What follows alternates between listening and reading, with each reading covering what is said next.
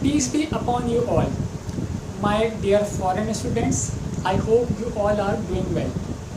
Basically, in today's video, I will make you learn the treatment of debtors under partnership accounting. Basically, there are three different cases we need to learn under this chapter. What are these three different cases? Let me start. Case number 1. Customer has debtors of 80,000 and provisions for bad debts 10,000. This is the only information I have get.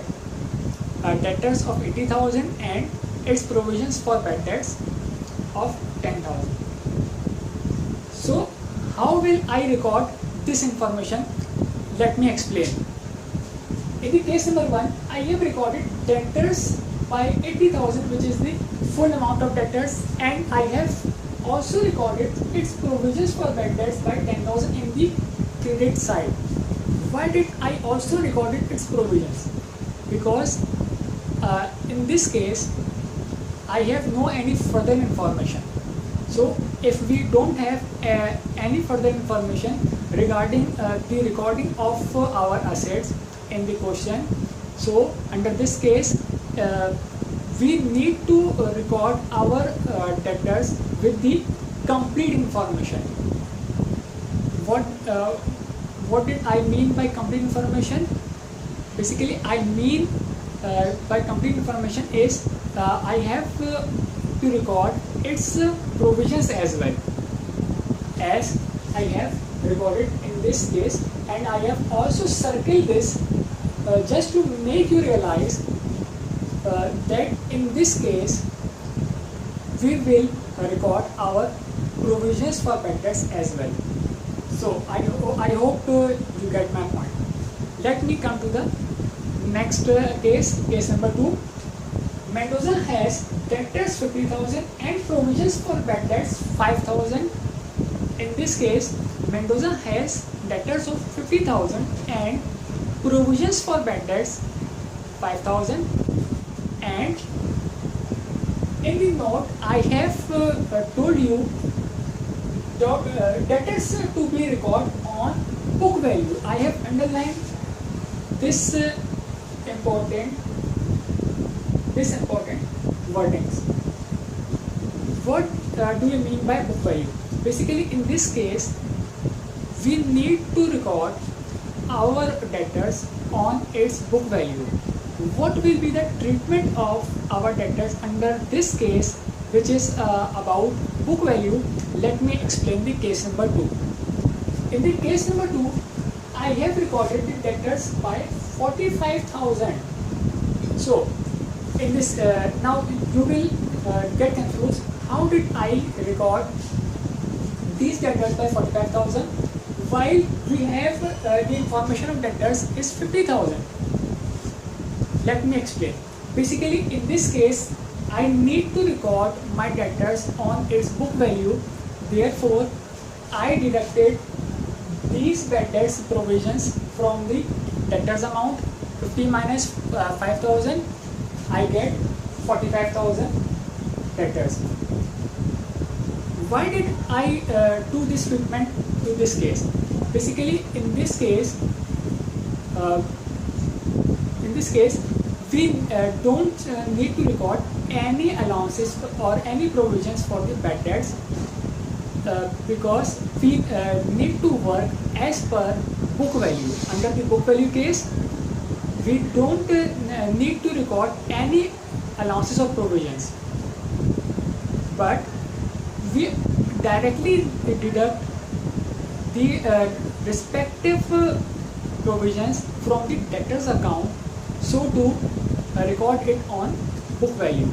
I hope you get my point. I have also noted down no provisions to be recorded. I have also underlined this line basically just to make you learn that in this case we don't record any provisions for the bad debts. Now let me come to the case number 3. What case number 3 we have? Jam has debtors 60,000, provisions for bad debts estimated 12,000.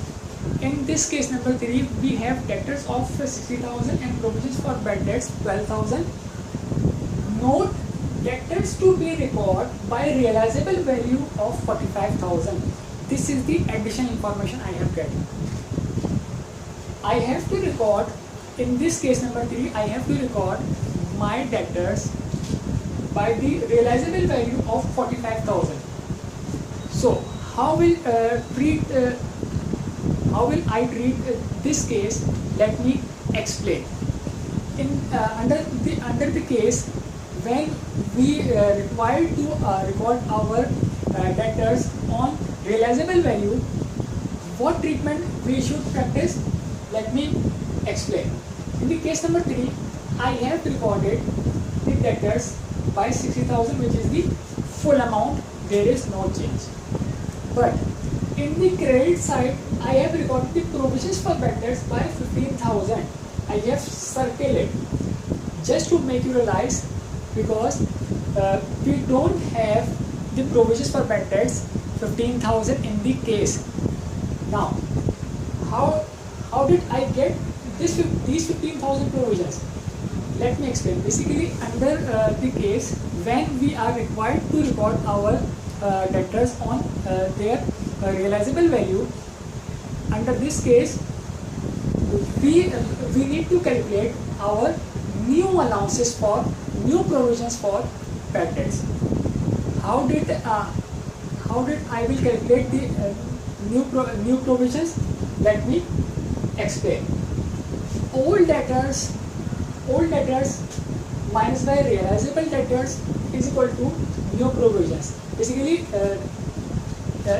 in order to calculate new provisions for bad debts, we deduct the realizable value of debtors by the debtors old or debtors information in the case. So, what information I have get in the case number 3 about the debtors? Debtors I have 60,000. What is the realizable amount? I have 45,000. So I deduct 60,000 minus by 45,000. I get 15,000, which is the new provisions for bad debts. This is the treatment to calculate our new provisions for bad debts under the realizable value case. I hope you get all these 3 cases. If you learn all these 3 cases of the debtors, let me assure you that you will never get confused under the partnership accounting. I hope you will take care of yourself and stay tuned, and see you in the next video. Till then, stay blessed.